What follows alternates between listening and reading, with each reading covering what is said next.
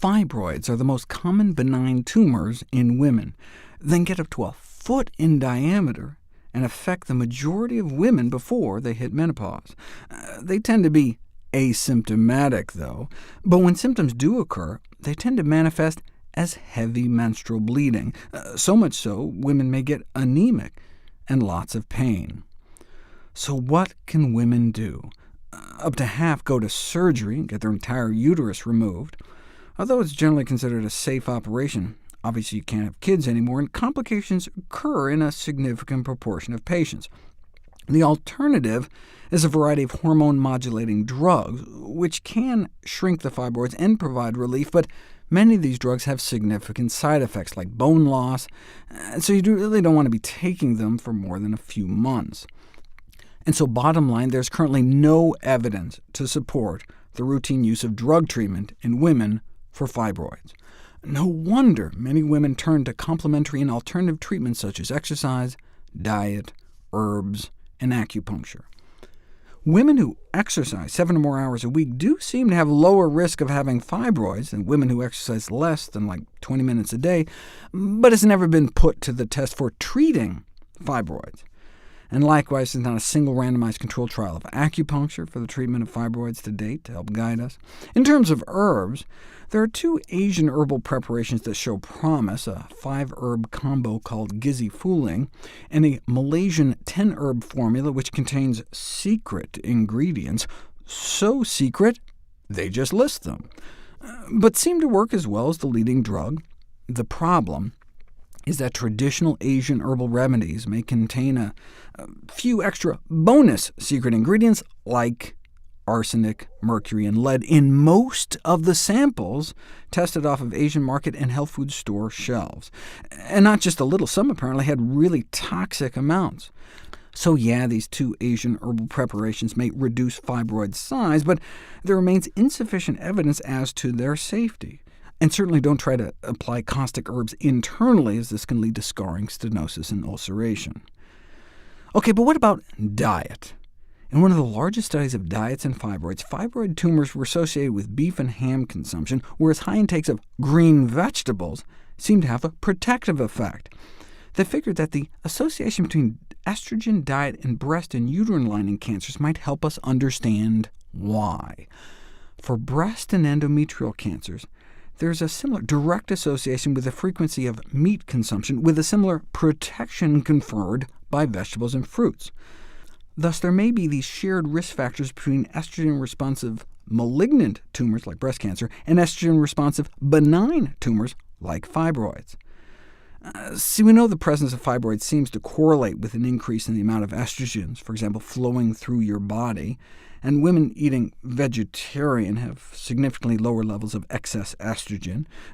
Now, they're using this to try to explain why there are lower rates of endometrial cancer, meaning lining of the uterus cancer, and possibly breast cancer among those eating vegetarian, but it could also help explain the fibroid findings.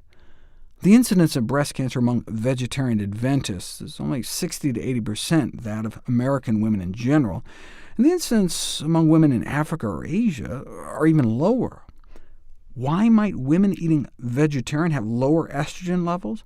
This famous study in the New England Journal concluded that it was their increased fecal output that leads to increased excretion of estrogen, resulting in lower blood levels.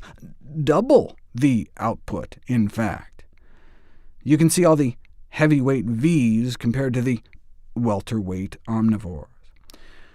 And you can put it to the test.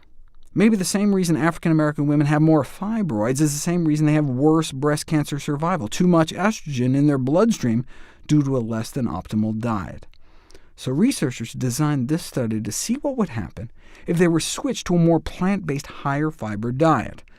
The women started out with much higher estrogen levels, again helping to explain their increased mortality from breast cancer, but put people on a healthier diet and all their levels come down, suggesting a substantial reduction in breast cancer risk can be achieved by adopting a diet centered around more whole plant foods.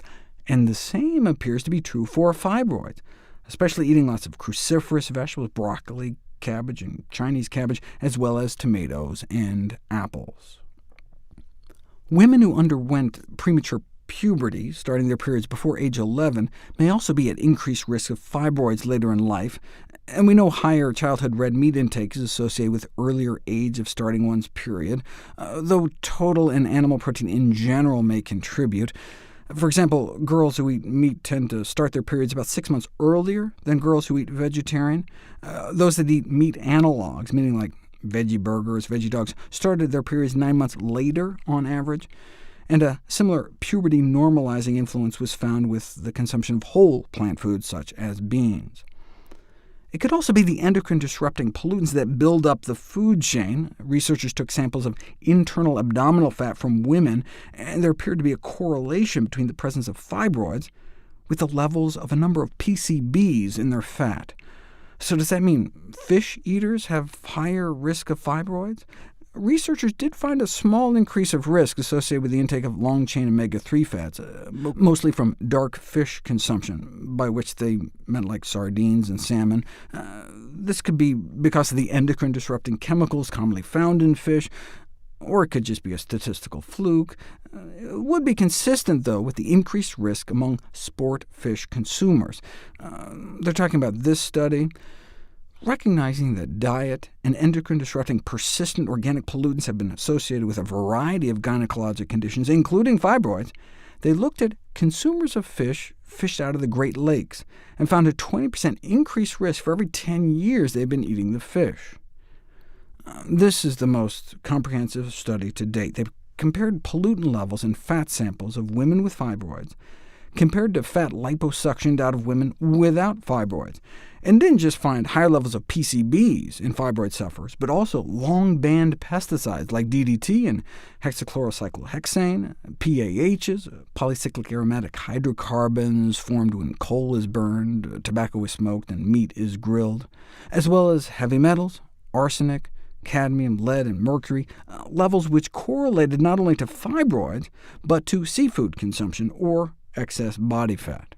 So shedding excess weight and limiting seafood consumption might confer a protective effect on fibroid tumor development by minimizing exposure to environmental pollutants as much as possible.